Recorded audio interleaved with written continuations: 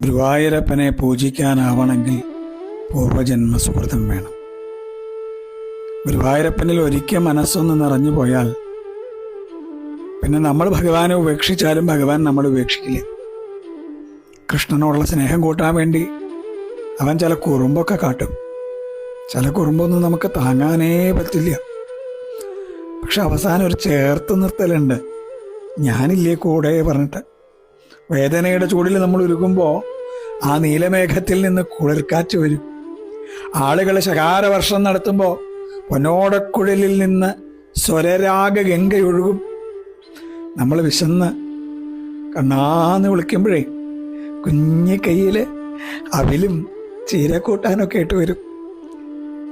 നമ്മൾ വല്ലാതെ തളർന്ന് വീഴാൻ പോകുമ്പോൾ നമ്മളെ മാറോട് ചേർക്കും, ഞാനില്ലേ കൂടെ ചോദിക്കും, കൃഷ്ണ ഗുരുവായൂരപ്പ.